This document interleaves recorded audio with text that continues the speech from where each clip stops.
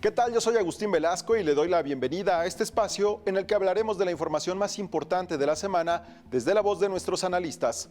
La presidenta Claudia Sheinbaum busca reinsertar a México en la escena internacional, sin romper con Andrés Manuel López Obrador, pero marcando una distancia. Por un lado, la mandataria busca recomponer la relación con España y por el otro lado, ha tomado una postura antagónica con Donald Trump para no debilitar a México.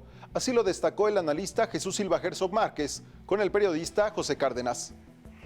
Evitar la frialdad en la relación con España es un esfuerzo por devolver a México un lugar en la mesa de los adultos. Las potencias medias deben actuar juntas porque si no están en la mesa, están en el menú. Así lo dijo el primer ministro canadiense Mark Carney en el pasado foro de Davos en enero de este año. O bien, la presencia de Trump, arropada por los líderes de España, Brasil, Colombia, Uruguay y otros estadistas de izquierda, ha sido una provocación para el presidente de Estados Unidos. Saludo al maestro Jesús Silva Herzog Márquez, profesor de la Escuela de Gobierno del TEC de Monterrey. ¿Qué opinas tú del discurso, de la presencia y la actuación de la presidenta Sheinbaum? Hola Pepe, pues yo creo que el gran mensaje es el que México regresa a estos foros internacionales. Creo que durante demasiado tiempo el país le dio la espalda al mundo, en donde se declaró inclusive pues que la mejor política exterior es la que no existe, que es la consecuencia de aquella fórmula de que la política exterior buena era una política interior. Yo creo que Claudia Sheinbaum está reasumiendo su responsabilidad como jugadora dentro del escenario internacional y lo hace no solamente con esta visita muy rápida a Barcelona, sino también con el mensaje en que pues empiezan a retomar curso las relaciones con un país tan importante para México como lo es España, y creo que pues esas dos señales, esos dos mensajes son muy positivos. El hecho de que México esté de vuelta y que se empiecen a reconducir los vínculos diplomáticos con España. Sin embargo, fue fina, ¿no? Fue muy fina para no golpear a Andrés Manuel López Obrador, quien gobernaba en materia de relaciones con España desde el rencor de las mañaneras. Sí. Ella fue estratega un poco, ¿no? Y vamos, después de lo que dijo el rey, ¿te acuerdas? Hace tiempo, hace unos días. Hace unas semanas, donde hace el reconocimiento de los excesos, de los abusos. Ella lo leyó como una llave, ¿no? Yo creo que lo recibió como una señal de apertura, de sensibilidad ante los reclamos del gobierno de López Obrador, reiterados por Claudia Sheinbaum.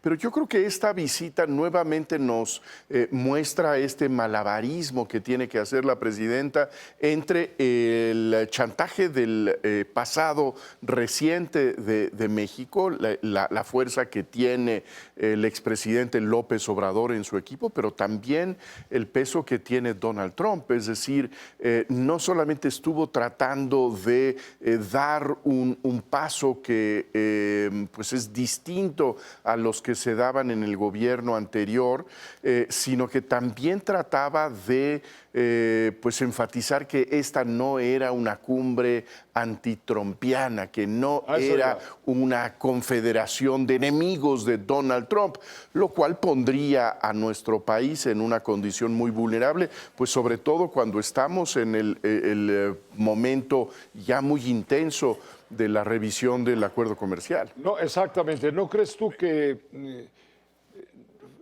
la presencia de México en esta cumbre es un desafío a Donald Trump?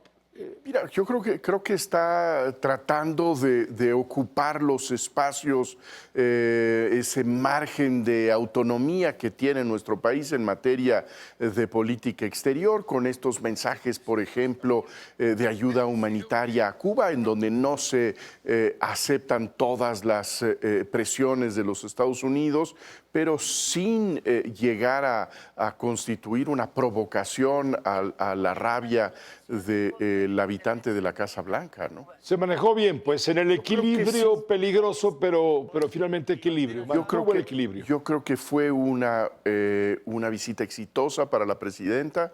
Efectivamente, me parece que logró esos equilibrios de la cuerda muy delgadita en donde camina la presidenta Sheinbaum. ¿Qué más le falta a México en materia de política exterior en el corto plazo para volvernos a sentar, insisto, en la mesa y no ser parte del menú, frase célebre del primer ministro canadiense? Bueno, a mí me parece que hay que, digamos, con la renovación en la Cancillería, pues espero que haya un refresco en la política exterior de nuestro país. Creo que es una señal también alentadora el que esté aquí la cabeza del cuerpo de expertos de Naciones Unidas en materia de desaparecidos, en donde pues me parece que después de un reflejo torpe, muy seco, muy insensible del gobierno mexicano, pues parece que hay una señal en donde se está abierto el gobierno para escuchar propuestas de esta instancia de Naciones Unidas. Pero bueno, creo que habría que regresar a lo que inevitablemente es la prioridad de la política exterior mexicana, que es la relación con los Estados Unidos, y me parece que hay que multiplicar la presencia de nuestro país en los Estados Unidos, en todos los foros que sean posibles, y creo que espacios que se han ido abandonando en los últimos años. Gracias, Jesús. Gracias por tu comentario. Muchas gracias. Buenas noches. La designación de 3 nuevas consejerías del Instituto Nacional Electoral avanzó por mayoría calificada, pese a divisiones entre partidos y rupturas en la Junta de Coordinación Política. Aunque las nuevas consejeras Blanca Cruz y Frida Gómez tienen experiencia, la doctora María Amparo Casar cuestionó sus perfiles, advirtió que existen vínculos políticos con cercanos a Claudia Sheinbaum y al entorno de Andrés Manuel López Obrador. Tenemos el contacto con mi compañera, la periodista, analista, comentarista María Amparo Casar, para comentar justamente lo que acaba de ocurrir hace minutos, le digo apenas, en la Cámara de Diputados. María Amparo, ¿cómo te va? Muy buenas noches.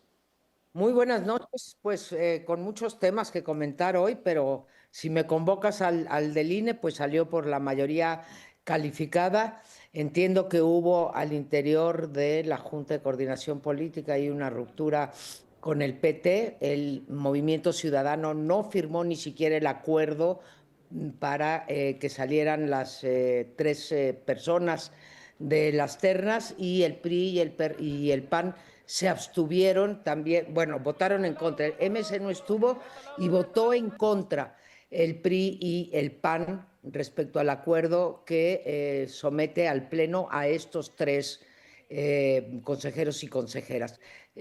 Permanecerán hasta el año 2035. Como bien lo dices, las 2 mujeres tienen una experiencia que las respalde, o sea, tienen una trayectoria para el lugar que van a ocupar, no así el de Talleres Gráficos el que fue, o el que es bueno, el que fue en realidad Talleres Gráficos de la Nación.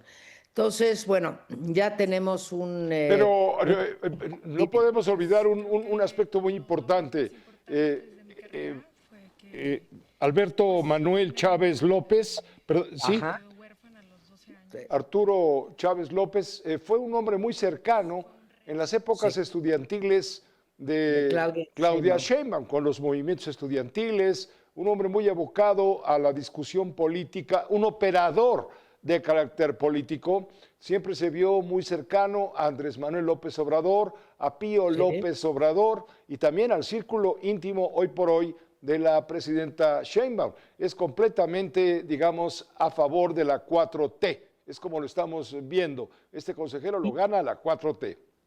Y súmaselos a los que ya están de la 4T, incluida la mismísima presidenta del Consejo, la consejera presidenta del INE. Entonces ya ese órgano ya estaba bastante perdido, ahora está completamente perdido. Se ve que pues les gustan las mayorías de 2/3 o más, tanto en el legislativo como en el judicial, como en los órganos o bueno, lo que fueron los órganos autónomos. Entonces, pues ya la captura es absoluta. ¿Qué hay de la dirigencia nacional del partido Morena? Ojo, se ha venido insistiendo en las últimas semanas, en los últimos días, en columnas políticas y demás, en otros medios, se ha venido señalando que Luisa María Alcalde dejaría la presidencia del Consejo Político Nacional de Morena y se especulaba quién podría llegar a ocupar ese cargo. Supiste, claro, te diste cuenta que la semana pasada Citlali Hernández renunció a la Secretaría de las Mujeres, claro, y fue invitada para coordinar toda la cuestión electoral de Morena rumbo a 2027. Pero ahora hay otro movimiento de fichas. ¿Tú tienes nota? Sí, Pepe, ya se venía comentando en varias columnas, hoy se hace realidad lo que dieron a conocer, digamos, los chismosos de Palacio, que ya era insostenible, desde luego Andrés Manuel López Beltrán era insostenible, con muy malos resultados en las elecciones anteriores. En el Consejo en la parte de organización, que es la secretario de organización, que es muy poderosa, ¿no? Muy poderosa, que lo colocó, como todo mundo sabemos, el padre, pero se volvió insostenible tanto Pepe pues por las conductas escandalosas que mostró, como por la baja efectividad en las elecciones del año pasado, y sí, en las del año pasado, porque antes todavía no estaba, en el 24 todavía no estaba Claudia. Entonces salen, pero aquí otra vez volvemos a la captura. Digo, desde luego es el partido y nombran a quien ellos quieren, pero pues el vínculo con el gobierno de la Secretaría de Bienestar Social. O sea, no podemos olvidar que la secretaria de Bienestar es la encargada de los programas sociales, debe de tener una cauda, Pepe, tiene una cauda de servidores de la nación que están adscritos a esa secretaría, que como todos los que nos escuchan saben que son pues el ejército de reserva electoral para entregar programas a nombre de Morena y así. ¿Te refieres a Ariadna Montiel? ¿Cuántos años lleva Ariadna Montiel como secretaria del Bienestar? Porque ella comenzó con Andrés Manuel López Obrador y lo acompañó hasta el final del sexenio. Y Claudia Sheinbaum la ratificó.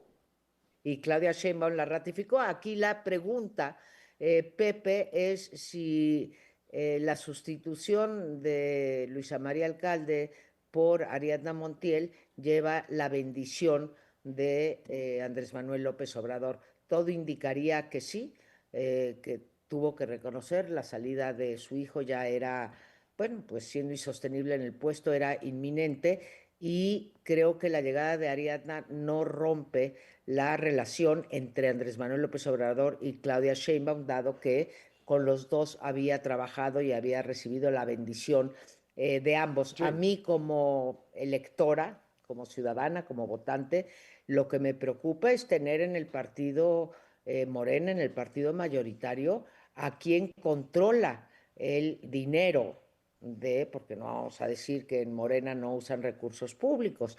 Entonces, quien controla el dinero que se usa en este país para el clientelismo. Entonces, ahí tenemos un foco rojo, ya lo tuvimos con la integración nueva del INE, y finalmente está, Pepe, la reforma judicial. Sí, está por venir y lo comentamos después, si te parece, porque es la reforma de la reforma. El reconocimiento del fracaso del 2025, pero no hay tan buenas noticias, salvo que se separa de las elecciones del año que entra, ¿no? No se junta con las intermedias si pasa esa iniciativa. Ya tendremos tiempo de comentarla. Gracias, Pepe, por tan generoso espacio. Gracias a ti por la información fresquita y vibrante. Gracias, que te vaya muy bien. La doctora María Amparo María Amparo Casar, siempre a todas horas en su juicio. La maestra Alejandra Cullen opinó sobre la gestión de Luisa María Alcalde al frente de Morena. Su paso por la presidencia nacional del partido fue débil y sin control interno. Además, consideró, Alcalde no logró ordenar al partido ni definir liderazgos claros. La maestra Cullen advirtió que ante las elecciones de 2027, la operación política podría recaer en Ariadna Montiel, a quien ve con mayor capacidad de operar territorialmente y definir candidaturas. La salida de Luisa María Alcalde de la presidencia de Morena no es una simple mudanza, sino la confirmación de que el verdadero centro del mando del partido gobernante pues no está en Morena, sino en Palacio Nacional, como en su momento en el PRI.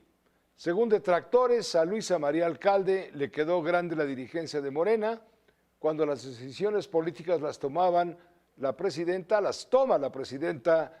y las toma el gabinete. Rumbo a las elecciones de 2027, Morena requerirá una estructura territorial bien aceitada. Problemas sobran para ello. Con uno, Alejandra Cullen, la maestra más morena de la tele, tendrá algo que comentar sobre el asunto. ¿Cómo te va, Luisa María? No, yo soy Alejandra. Digo, perdóname, Alejandra, perdóname, se me cruzaron los cables. ¿Cómo va? ¿Cómo fue Luisa María, en tu opinión, como presidenta de Morena? A ver, es una mujer que habla fuerte, pero con poco contenido, Pepe. Tristemente, su juventud no fue suficiente para realmente ni meter orden adentro de Morena, ni implementar las medidas, ni contener los distintos contrapesos de los diferentes grupos. A mí me parece que su dirigencia fue muy pobre en su operación política, además, con los distintos actores. En primera, no quedaba claro a quién le reportaba Luisa María. Claro que la versión y la narrativa oficial es que en Morena no manda la presidenta, que manda nada más la presidenta del partido y que las decisiones las toman las bases. Pero estamos en un momento clave para Morena y son dos elementos. Hablabas tú de la estructura territorial bien aceitada, que efectivamente va a ser fundamental para el 27. Pero previo a eso, Pepe, es la selección de los candidatos. Y tienen algunos frentes abiertos de manera, digamos, muy alarmante, como es el caso de San Luis Potosí. Hablábamos de cómo el Verde está buscando sus propios cotos. Ya veremos la discusión de Quintana Roo seguramente dentro de unas semanas. Y son 17 gobernaturas las que se van a jugar el año que viene. Y ya sabemos que la operación territorial la pueden hacer. Y van a poner a Ariadna Montiel, es prácticamente un hecho, no se ha confirmado, pero porque la presidenta no lo puede decir, entonces lo tienen que decir las bases de Morena cuando se manifiesten. Pero no hay nadie que conozca mejor la operación política que Ariadna Montiel. Recordemos que desde la Secretaría del Bienestar básicamente se dedicaban a operar los padrones y a entregar los programas sociales pues con estructuras políticas muy bien aceitadas y que dejó perfectamente armadas. Entonces tiene toda la lógica del mundo que ella quede al frente de Morena. Es una mujer muy talentosa que sabe operar políticamente y que sabe además operar en terreno. Vamos a ver además si va a tener la capacidad en esta selección de candidatos. La presidenta está empezando a mover piezas. Estela Damián, que se vaya a Guerrero. Citlali. Que quiere decir que ya bajaron, por fin aplacaron a Salgado Macedonio. Citlali, que también quiere salir. Se habla de Mario Delgado. No me queda tan claro que se vaya a ir Mario Delgado a Colima. Pero lo que sí se ve es que son piezas de la presidenta que están tratando de acomodar en las distintas gobernaturas, porque hoy por hoy los gobernadores que están al frente le reportan a Andrés Manuel o le deben el trabajo por lo menos a Andrés Manuel. Entonces, este es el momento donde realmente el equilibrio empieza a cambiar, o el equilibrio de fuerzas puede empezar a cambiar si es que la presidenta logra manejar, digamos, los hilos desde la operación de Morena y por supuesto desde atrás. Luisa María me parece que no era una buena herramienta para lograr eso. Lo vimos desde el inicio del sexenio. Recordarás aquella vez pues, que se quedó tomándose la foto con Andy y en vez de saludar a la presidenta en un evento en el Zócalo capitalino. Y es curioso porque sale el joven, no le podemos decir Andy, ya me acordé que se llama Andrés Manuel López Beltrán. López Beltrán, y el joven Andrés Manuel López Beltrán sale, no sabemos todavía dónde va a quedar, pero eso sí. Él se está lee como un verdadero secretario de manotazo. organización, pero ya llega Citlali a encargarse del proceso electoral, de las alianzas, de convencer a los aliados, Partido Verde, Partido del Trabajo, que no se disgreguen, por lo que dices tú de A ver. San Luis, Quintana Roo, la Ciudad de México, te faltó mencionar. Citlali, y tienes razón, no me extendí con todos los detalles, pero Citlali Hernández es una política de altísimo nivel en términos de operación. Yo diría que dentro de los cuadros de Morena, si hay una política, además, muy identificada con los radicales, sabe cómo dialogar con los grupos más a la izquierda, si los Más queremos duros. poner en un cuadro más duros, y me parece que se vuelve una pieza realmente útil para poder negociar, para poder calmar ánimos y para lograr consensos, cosa que pues Andy es un hombre más de negocios que un político profesional, es un hombre que le gusta el arte y que le gusta viajar, no necesariamente ha mostrado habilidades políticas, ni mucho menos lealtades a la presidenta. Entonces, creo que el movimiento de Citlali y se nombrará seguramente en breve Ariadna Montiel, a lo mejor me equivoco, pero lo más probable es que sea eso, y es además un movimiento muy lógico en términos de control territorial y de control de las negociaciones políticas, con lo único que yo pondría en duda es hasta dónde realmente la lealtad es íntegra a la presidenta, hasta dónde es un equilibrio de fuerzas entre la presidenta y Andrés Manuel López Obrador, el expresidente, o hasta dónde realmente están logrando consenso los duros y los moderados. Quien llega a la presidencia nacional de Morena pues va a ser una bombera o un bombero que apagar las llamas, porque levantas una tapa y salen llamas, levantas otra y salen llamas. Las corrientes políticas internas, las tribus, al viejo estilo del PRD, en fin. Yo creo que por eso Citlali es tan importante en esa posición, pero recordemos que quien llega a la presidencia y a la dirigencia de organización política ya entra con miras no solo al 27, Pepe, sino directamente al 2030. Entonces es muy importante el tipo de operación que vamos a ver a lo largo de los próximos meses. El año electoral empieza en septiembre y es ahorita, cuando viene la selección de los candidatos, cuando hay que realmente contener en los estados, contener a los aliados como el Partido Verde, que el PT no se desboque y vaya a querer seguir el mismo camino y que realmente seleccionen a candidatos que vengan a compensar la desgracia de gobernadores que ha puesto Morena en los últimos años. Yo creo que el gran reto a nivel territorial es ese, porque los gobiernos han sido tan pobres y muchos de los actuales, no quiero extenderme en nombres, si me lo exiges, te lo digo, pero la verdad es que los resultados son muy, muy magros y al final recordemos que cuando la gente sale a votar por su gobernador es el gobernante más cercano junto con el alcalde y por ende ponen no solo mucha atención, sino tiene que ser alguien en quien confíen y que sea un nombre que reconozcan. Por eso el proceso va a ser tan relevante. Muchas gracias, gracias. Alejandra Cuyen. Vamos a estar atentos, Pepe, porque Que se estés ve muy que bien. empieza a agarrar calor la elección. Empieza a calentarse la olla de los frijoles políticos. Y en el Viernes de Cine, José Antonio Valdés Peña, nuestro investigador crítico y docente del séptimo arte, nos habla de la retrospectiva del documentalista italiano Gianfranco Rosi en la Cineteca Nacional, donde se presenta lo mejor de su filmografía con títulos como Bajo el nivel del mar, Sacro Gran, Nocturno y Pompeya, Bajo las nubes. Vamos al cine. Te saludo, bienvenido, ¿cómo estás? Muy buenas José Antonio noches. Valdés Peña nos va a llevar a Muy la bien. retrospectiva del documentalista italiano Gianfranco Rosi. Háblanos de este personaje. Claro que sí, por Pepe, favor. con mucho gusto. Muy buenas noches a todos. Pues sí, efectivamente, Gianfranco Rosi es un cineasta que comenzó su carrera en la década de los 90. Es un hombre que estudió cine en la Universidad de Nueva York y que, pues bueno, ha pisado diferentes territorios de Estados Unidos y del mundo entero, retratando cómo vive la gente en contextos complejos, en contextos difíciles, Pepe. Vamos a empezar a recorrer un poquito su obra. Bueno, decirles en primera que la Cineteca Nacional va a tener su filmografía a partir del día de ayer. Ayer ya se presentó él ante el público.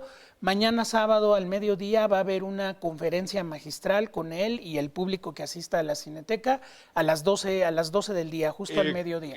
¿Cuál Sí. localidad de la Cineteca? Joco, la Cineteca Joco, la Cineteca Nacional de México, como se llama oficialmente.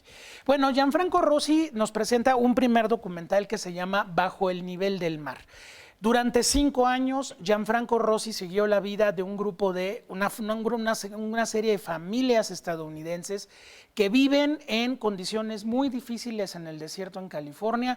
Muchos no tienen más que un perro, un plato, una cuchara y pues buscan qué comer.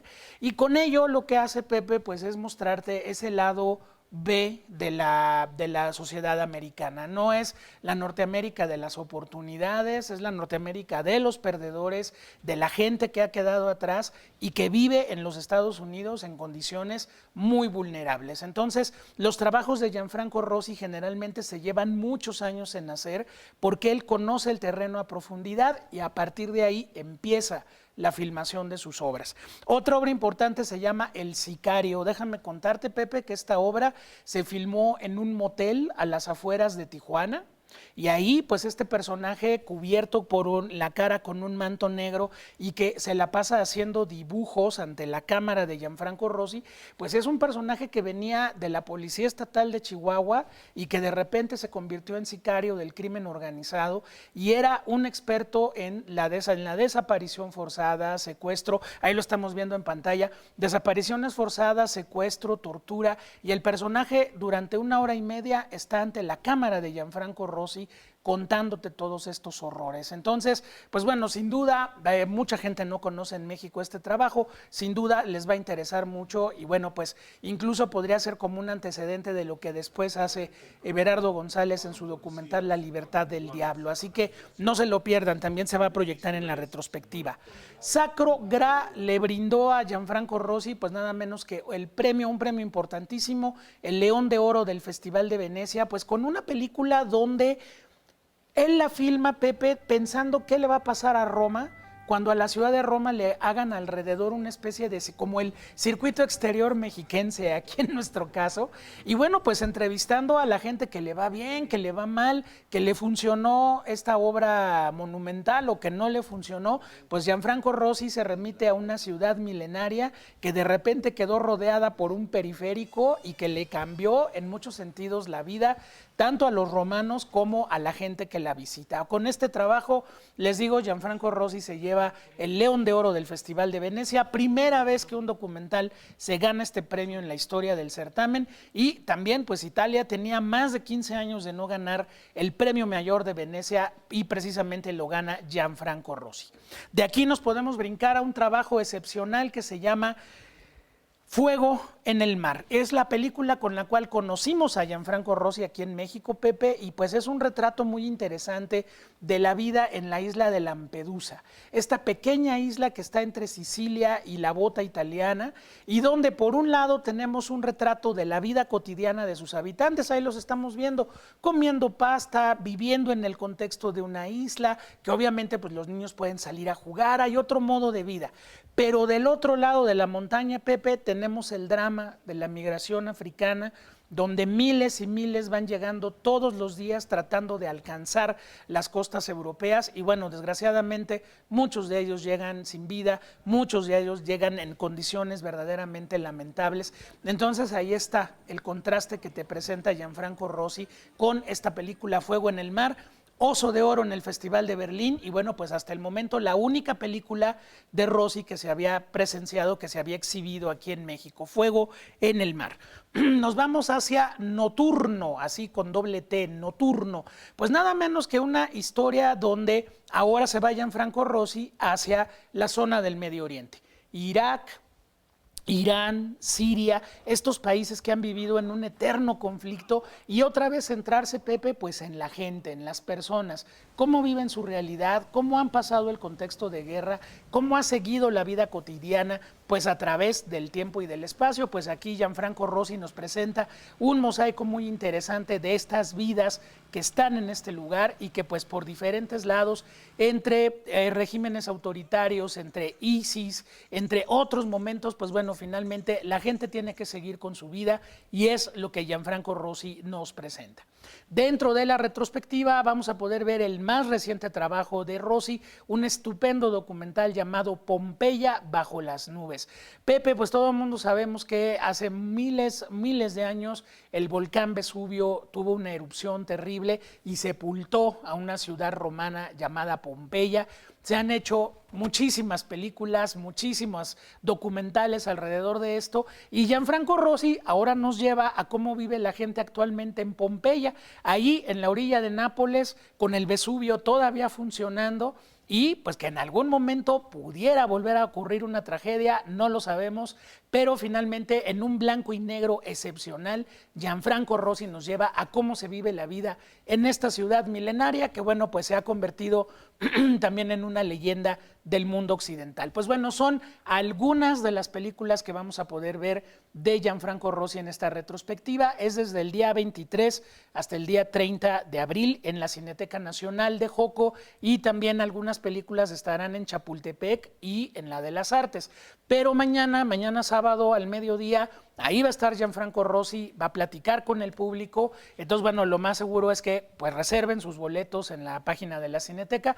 Toda la información de esto lo pueden encontrar en cinetecanacional.net. Y bueno, por favor, únanse a la presencia de este gran director. No todos los días podemos contar con este tamaño de cineastas. Y un hombre, Pepe, que pues es fascinante la manera en que retrata cómo el ser humano, sin importar el contexto de guerra, de hambre, de lucha contra la naturaleza, el ser humano tiene que vivir su vida y salir adelante. Entonces, pues ahí está la invitación para todos nuestros amigos. José Antonio, lo tomaremos muy en cuenta este fin de Gracias. semana. Gracias, Gracias. No todo es fútbol, ¿de acuerdo? Así que hay que leer a Gonzalo Celorio, hay que ir al cine, a la Cineteca, a ver a Giancarlo Rosi, en fin, todo esto. Recuerde seguirnos a través de nuestra multiplataforma. Yo soy Agustín Velasco. Hasta pronto.